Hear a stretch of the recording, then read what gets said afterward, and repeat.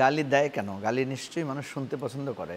তাই কি? কারণ আমি তো তাই শুনলাম আর কি। আমি একজনকে জিজ্ঞেস করেছিলাম যে ভাই কথা বলেন খুব ভালো, কিন্তু এই যে স্ল্যাং ইউজ করেন কেন? তো সে আমাকে একটা গবেষণার কথা বললো যে গবেষণায় সে দেখেছে যে স্ল্যাং নাকি মানুষ পছন্দ করে শুনতে।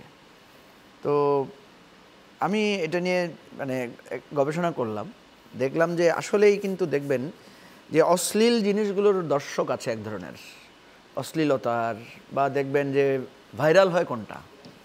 হ্যাঁ, ওই যে আপনার মনে আছে একজন এমপি বলছেন এই বেটারা মোনাজাত ধর।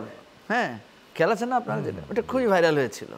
হ্যাঁ, আল্লাহর কাছে বিচার দিলাম। আমি মাঝে মাঝে ওনার বিরুদ্ধে বিচার দিই সেভাবে। তো এই ধরনের অশ্লীল জিনিসগুলোর আমার কাছে মনে হচ্ছে কোনো না কোনো জায়গায় জনপ্রিয়তা আছে, নাহলে মানুষ এটা করে কেন?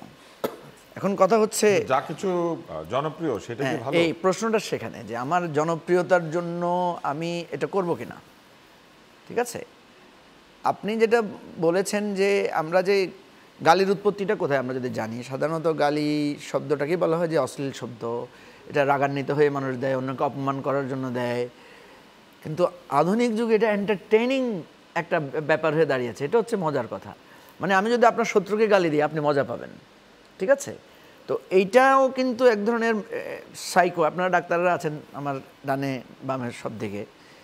এটা আমার কাছে মনে হচ্ছে এখনকার সময়ের একটা সাইকো, এটাকে কি বলবো, যে আমি ডেভেলপমেন্ট শব্দ বলতে পারি, যে সাইকিক ডেভেলপমেন্ট হয়েছে হয়তো মানুষের কাছে। যে আমি হয়তো পছন্দ মনে করছি যে আপনাকে আমি দেখতে পারি না, আপনাকে যদি আমি গালি দিতে পারছি না, কিন্তু অন্য কেউ গালি দিলে আমি খুব পুলক অনুভব করি, আমি সেটা দেখি।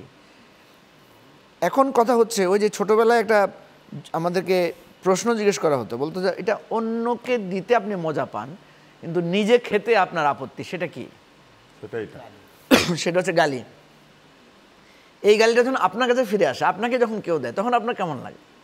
এই যে ভালো লাগার কথা না, নিশ্চয়ই অপমানিত বোধ করে। এবং দেখবেন বলে যে আমি না ওনাকে একটা ঘুষি মারছি কিন্তু উনি আমাকে গালি দিল কেন। অনেক সময় এই ধরনের এই সময় যুক্তিও দেয় মানুষ।